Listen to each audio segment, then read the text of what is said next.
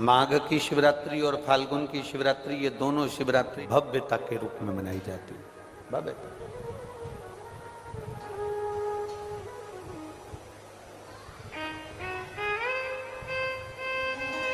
दुनिया के लोग कहते हैं कि शिवरात्रि के दिन भगवान शंकर की पार्वती जी के साथ शादी हुई, ये दुनिया के लोग कहते हैं। पर यदि जिसने शिव पुराण की कथा अगर अच्छे से सुनी हो और पढ़ी हो, तो शिव जी की शादी की जो तारीख है वो ये नहीं है। हमने पहले भी उसका वर्णन किया। भगवान देवाधिदेव महादेव के विवाह की जो तारीख है वो वैशाख शुक्ल पंचमी, शुक्ल पक्ष की वैशाख के महीने में जो पंचमी पड़ती है, उस दिन भगवान शंकर और पार्वती जी का विवाह हुआ था। ये जो शिवरात्रि है, ये विवाह की रात्रि नहीं है। ये शिवरात्रि ब्रह्मा और भगवान विष्णु ने भगवान शंकर को पहचानने के लिए पृथ्वी पर भगवान शंकर के प्रथम शिवलिंग को प्रकट करा था। तो ये शंकर जी के जन्म की शिवरात्रि है, प्रागट्य की।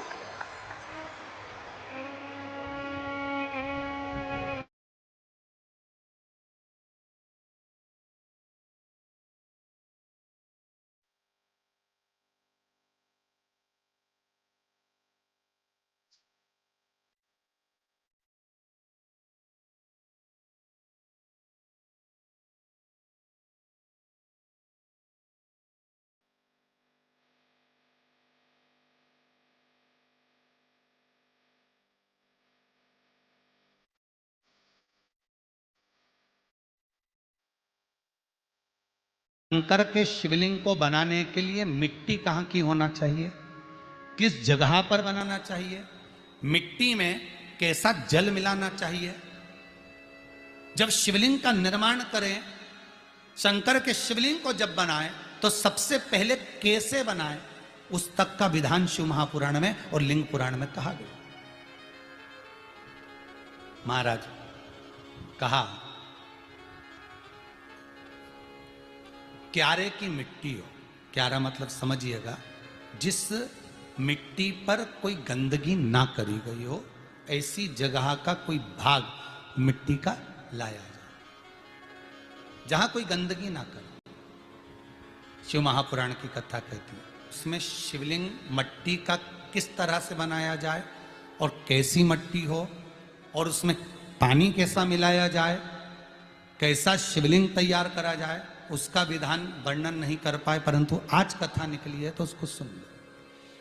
क्यारे की मिट्टी, क्यारे की मिट्टी मतलब जिस मिट्टी पर कोई गंदगी ना करी गई हो, ऐसी जगह की मिट्टी को लेकर जाए। और मिट्टी को लाने के बाद थोड़ा पानी का सींचन कर दें, अर्थात घर में लाएं तो उससे पहले मिट्टी को पवित्र करें। अपने घर में गंगा जल रखा हो, यमुना जल रखा हो, सरयू जी का जल रखा हो, उससे मिट्टी का सींचन कर दें। मान लो अगर ये जल नहीं भी है तो जल के अंदर थोड़ा सा इत्र डालकर मिट्टी का सींचन करें। अगर इत्र भी नहीं है तो जल के अंदर थोड़ा सा दूध डालकर मिट्टी का सींचन करें।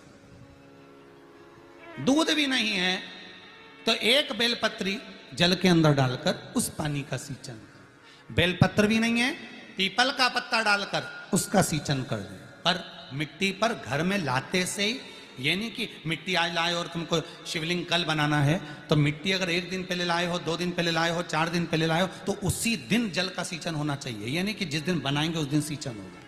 मिट्टी पर पानी का छींटा, सींचन भले ज्यादा मत डालो, पर छींटा तो उस दिन लगा देना चाहिए जिस दिन घर में मिट्टी लेकर आए हो, जिस दिन लेकर। फिर भले तुम शिवलिंग 15 दिन बाद बनाओ, 8 दिन बाद बनाओ, 10 दिन बाद बनाओ, 3 दिन बाद बनाओ, पर उस समय पर मिट्टी का सींचन उस समय हो जाना चाहिए।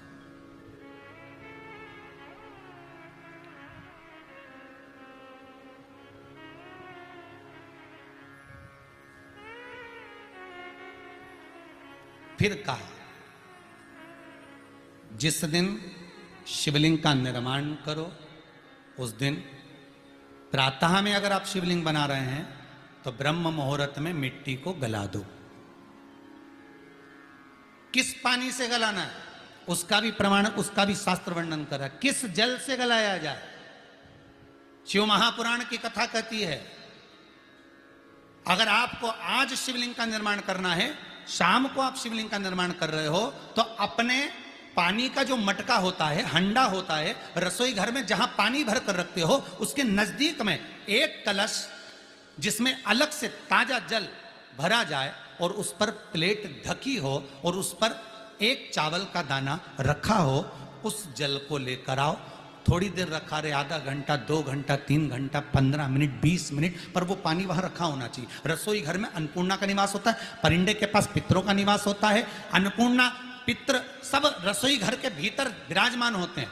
शास्त्र कहता है 33 कोटि देवता एक समय के लिए, एक क्षण के लिए हमारे रसोई घर में प्रवेश करते हैं। इसलिए रसोई घर को तुम पूरे घर को स्वच्छ रखो ना रखो, पूरे घर को तुम साफ रखो ना रखो, पर रसोई घर एकदम क्लीन होना चाहिए, साफ होना चाहिए, स्वच्छ होना चाहिए। आज के जमाने में तो खैर गया, पर पहले जब मिट्टी के चूल्हे होते थे, जब चूल्हा बंद होता था तो उसको गीला कर कर, गोबर को या पानी में उसको गीला कर कर, एक कपड़े को गीला कर कर पूरे चौके को, रसोई घर को पोंछा जाता था। मिट्टी का होता था वो, तो भी उसको पोता लगाते थे, पोंछते थे।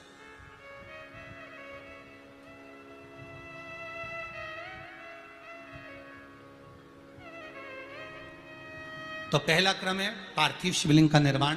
सावन के महीने में अगर आप शिवलिंग बनाते हैं, सोमवार को शिवलिंग बनाते हैं, तो नियम ध्यान रखिएगा महाराज, लिंग पुराण से है ये, इसका नियम ध्यान रखिए। क्या करना है? मिट्टी को लाना है, जल का छींटा देना, छींटा जरूर देना, घर में लेकर आए और जल का छींटा होना जरूरी है।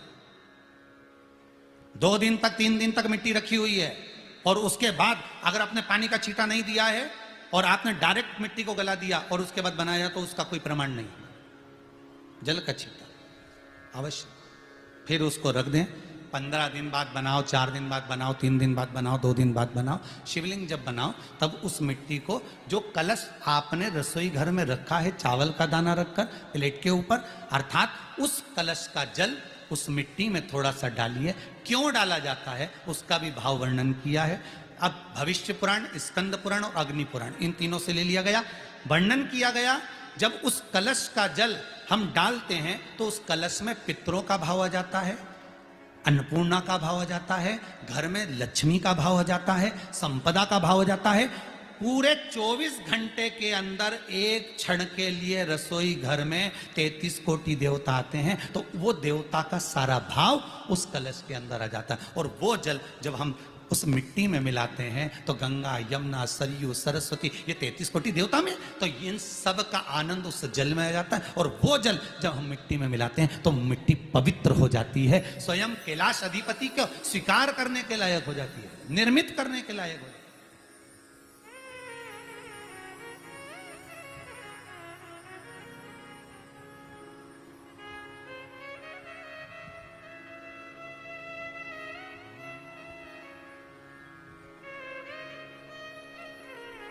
शिवलिंग का निर्माण। अब शिवलिंग का निर्माण कैसे करना? मिट्टी में गला दिया, पानी में। सबसे पहले शिवलिंग बनाने से पहले पात्र को, पात्र जो होता है उसके नीचे एक बेलपत्र रखी जाती है। क्या रखना है? एक बेलपत्र। शंकर को झेलने के लिए कोई साधारण नहीं है पात्र जिस पे झेला जाए।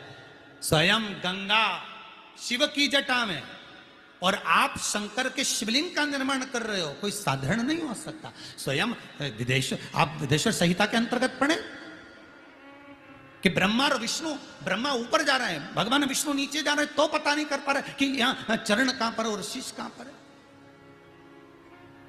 उसको जान ही नहीं पा रहे।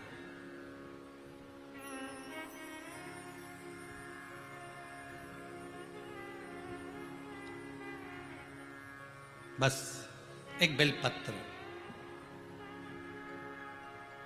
साधारण भाव में बेलपत्र भी सीधा भाग, और इस बेलपत्र की जो डंडी है वो उत्तर दिशा में रखना है थाली के अंतर्गत। जब आप शिवलिंग का निर्माण करें, उत्तर, इसके ऊपर जो गलाई हुई मिट्टी है वो डाल दीजिए, और डालने के बाद सबसे पहले शिवलिंग का स्वरूप बनाना है। सबसे पहले नीचे की जलाधारी नहीं बनाना। क्या बनाना है? शिवलिंग का स्वरूप बनाना। बनाने के बाद उसी शिवलिंग के पास में और मिट्टी डाल लीजिए, फिर जलाधारी का निर्माण करें। फिर जलाधारी,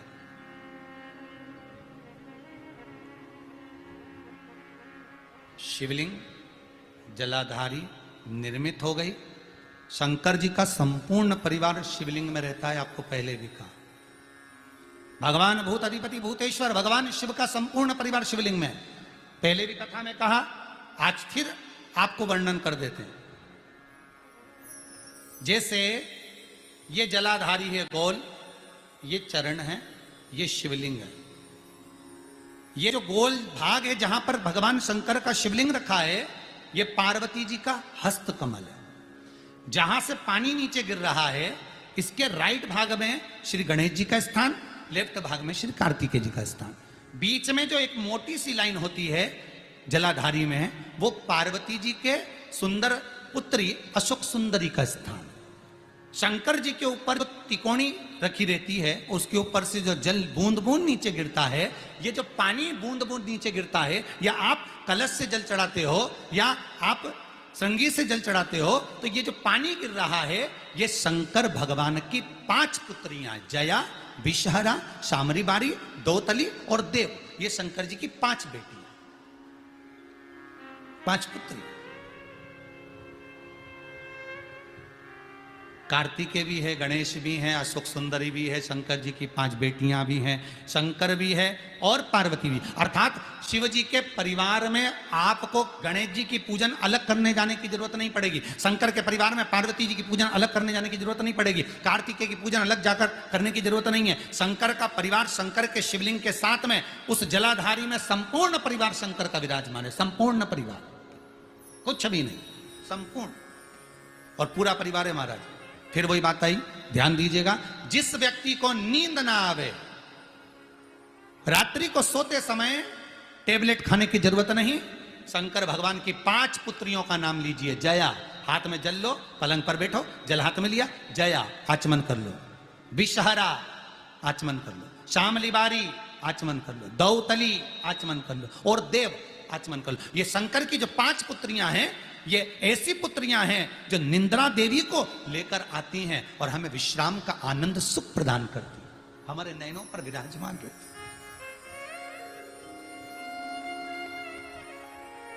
हाँ, यदि विवाह नहीं हो रहा, शादी नहीं हो रही है, बहुत समय से लगन देख रहे हो, शादी नहीं हो रही, बहुत समय से परेशान हो गए कि विवाह ही नहीं हो रहा, हम तो टेंशन में पड़ गए, लड़की 28 साल 30 साल का लड़का हो गया, विवाह नहीं हो रहा, कुछ मत करो। अष्टमी तिथि आए तो अशोक सुंदरी वाली जो जगह है, वहां पर हल्दी की 7 बिंदियां लगा दो। लड़का लड़की का हाथ उस बिंदी पर रखवा दो, उसका नाम गोत्र बोलो, उसी हल्दी में उसके हाथ पीले करवा दो और पीपल के पेड़ पर उस हाथ के 5 छापे पड़वा दो। 3 महीने में विवाह पक्का हो जाता है महाराज। उसका इतना, अशोक सुंदरी के उस हल्दी का इतना प्रमाण।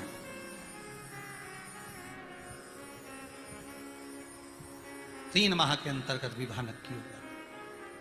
इतना इतना प्रमाण है महाराज। भगवान शिव की आराधना का कोई साधारण फल है महाराज।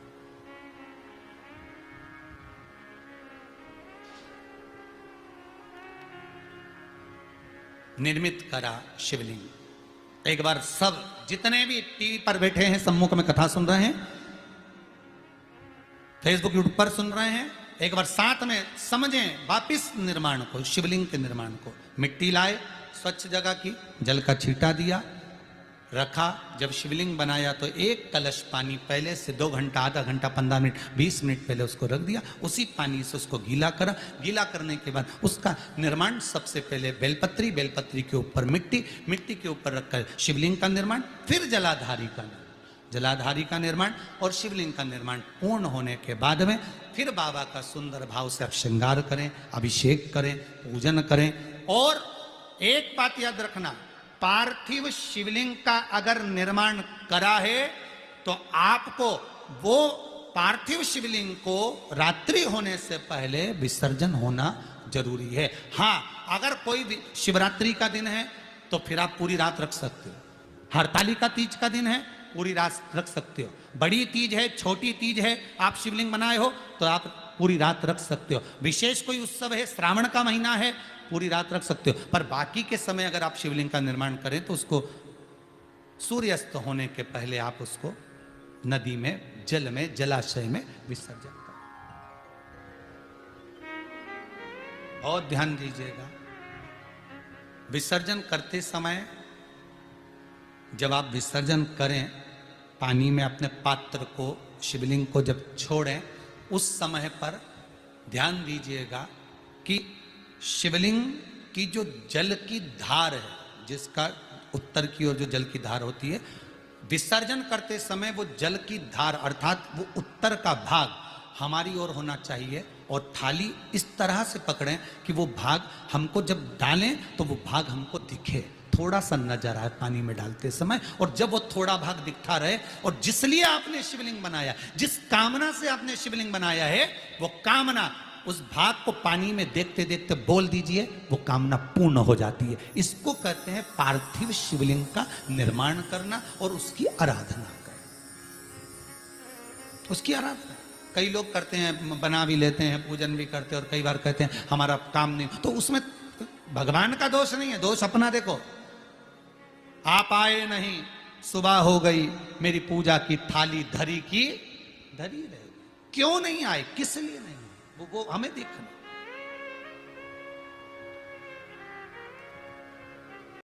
जो हर महीने शिवरात्रि आती है, मैं महीने की हर महीने जो शिवरात्रि आती है, उस शिवरात्रि पर अपने गमले में, घर में जो मिट्टी हो, गमले में मिट्टी हो, पेड़ पौधे की जो मिट्टी हो, अपने गमले की ही मिट्टी को वहीं पर ऊपर उठाकर उसी गमले के अंदर शिवलिंग बनाकर वहीं पर पूजन कर कर वहीं पर उसका विसर्जन कर दूंगी। उसका भी जो पुण्य है उतना ही मिलेगा जितना पार्थिव शिवलिंग के पूजन का। कोई नियम बना लो कि 1 महीने में 1 बार मुझे पार्थिव बनाना, कोई नियम बना लो मैं 3 महीने में 1 बार पार्थिव बनाऊंगी, कोई नियम बनाओ कि मैं 6 महीने में 1 बार पार्थिव बनाऊंगी, कोई नियम बना लो कि मैं साल भर में 1 बार, जो सावन के महीने में शिवरात्रि आती है, जैसा आप लोग सब ऑनलाइन बनाते ही हो,